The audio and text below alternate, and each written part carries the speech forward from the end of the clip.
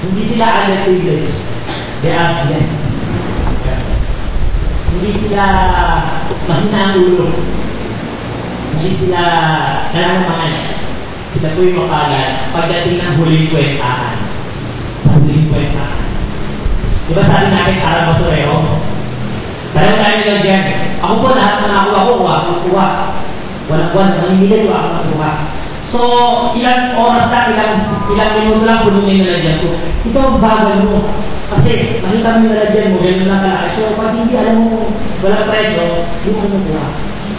So, iwanan ka kasi, makapulong na ako eh.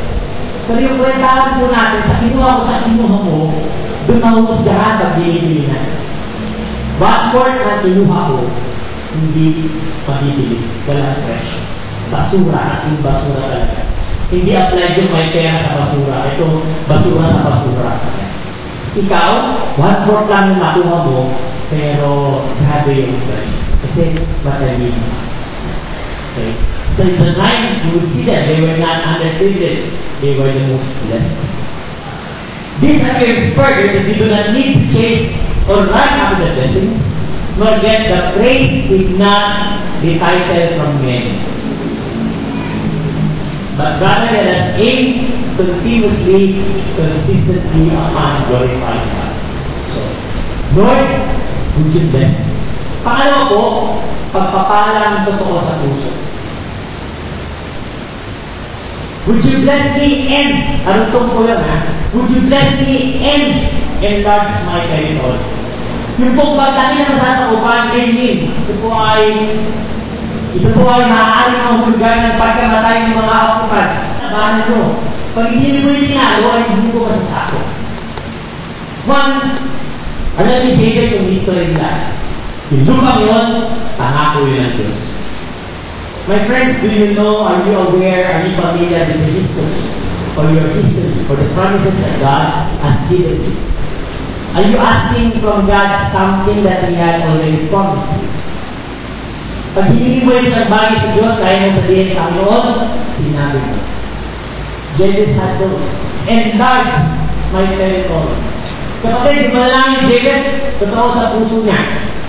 Kung ano yung gusto niya, hihingin niya. Napaka-bold niya, not blunt. Bold sa Panginoon. Panginoon, ito po ang gusto ko.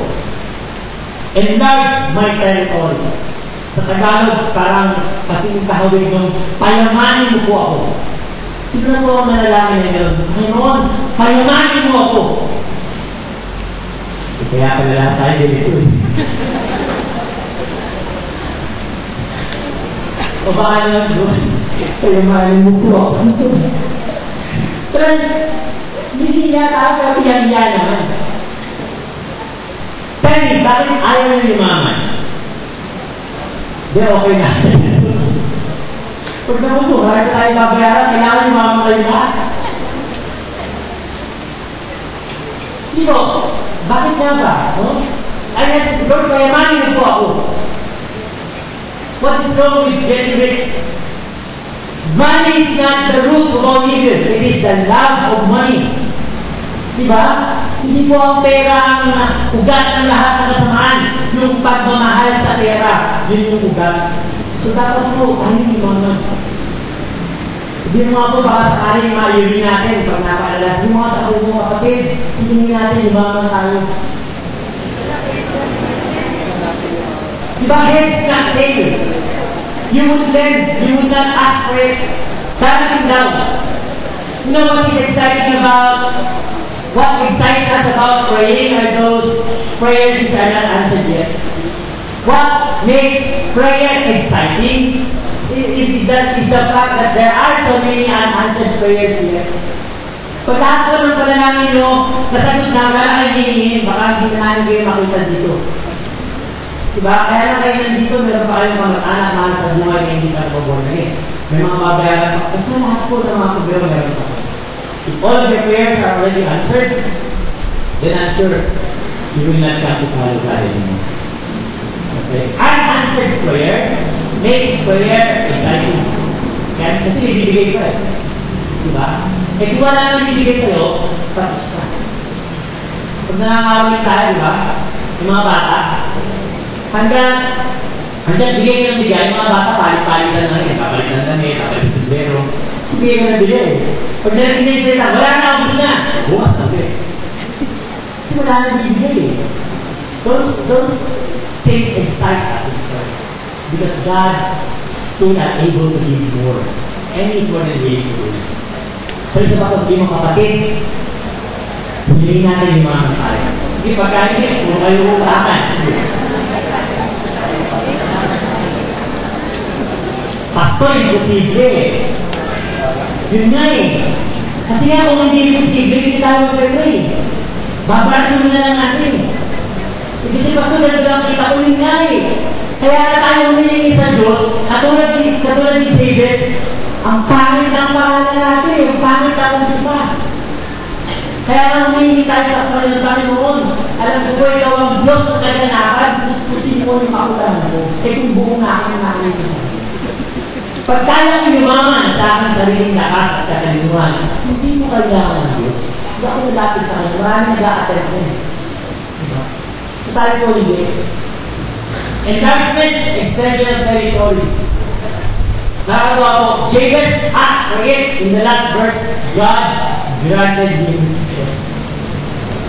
Lord, mayamanin ito ako. Pangin na yung prayer ni Jabez pagka kinontext natin ngayon eh.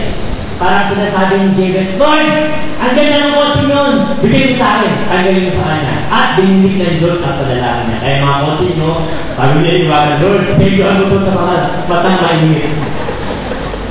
Ay, nali pala. Pag liwagan nyo sa kanya sa baba, Lord, save ano ito sa mga kapatid kong mainit at ang mata dito. Kasi ganyan yung prayer ni Jabez eh. Lord, ang ganda nito, air-air sa ito. Yung blue ha. Ibang kulay. Yung light blue.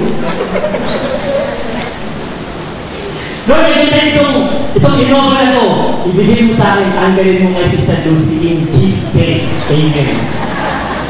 Tapos mag-invite ka sa bahay, Lord, ito yung dream house ko. Tanggalin mo sila Sister Peter, balik mo kami sa pangalan ni Jesus. Amen. After 1 month, nandun ka na. Sa kapatid mo, wala na. Ganun yung ni James. Pag tinignan mo yung our context na yun, nakakatuwa ko sa panahon natin, hindi mo kailangan yun. Kumbaga, hindi na, kaya nga po, sinecheck natin puso eh. Lord, ang ganda ng inova ng kapatid ko. Kaya, hindi maganda kulay. Pag binigyan mo ako, gusto ko pula. Ayaw ko ng silver. Ayaw ko makakawasa. Pag binigyan ka ng Panginoon, hindi na bibigyan yun sa'yo. Kasi may aling mo, nagbibigay sa'yo na ganyan para sa'yo. Puso ko yung binigyan. Kumbaga, Jesus gano'n eh. And He asked for it, God granted it. Binigay sa kanya. Kaya, normal na sa lingwahe ko ng di man natataya, tawag niya ng inggit. Sa atin, it's a wake-up call to go for something higher. Minsan, content na tayo sa vlog, napaplat na tayo, content na tayo ngayon, okay mga ko. Wala akong problema, kumakain ako 3 days ang araw, nakapagpahirang kami ng konti, iba, hindi, so alam sa ko, okay na Lord, kung namin na isang buhay na maganda, ano palang gano'n? Lord, in your heart, Lord, gusto ko din po yun. And God will give you that, because in your present life, you are faithful. Doon sa maliit na meron ka, mapagkakatuwalaan, kaya doon sa mas malaki, mapagkakatuwalaan ka na parang, He will give it to you. Kaya wala masama, Lord, gusto ko ng ganito, gusto ko ng ganyan. Ano sabi ni Jesus? Hindi kayo humihingi, kaya wala kayong tinataga. Ask, and you will receive. Diba? Tapos, pagkita pa yung binagtot ng pangalan eh, that your joy may be full. Kaya kung ayaw mo ng kulay ng inova ni Sister Lucy, hindi ka lang sa'yo. Nakakita ka na ng ganyan, gusto ko ulit ko na. Nakakita ka ng bahay niya itong kulay, ang gusto ko yung style yan, ayoko ko ng kulay. Pag binigyan ko ako, gusto ko, ganito ako. And God granted His request. Ang nakakatuwa again, it is not at the expense of other people, but it is you favoring them. Kaya ang nakakatuwa, kami po, pinakapunta tayo ng, alam niyo yung mga churches somewhere in Makati, Mandaluyong, yung magkakatabi mga FGA, mga DC at GCF. Pagkaya tayo ng bibili po yan, mga millions. 200, 325 millions naman.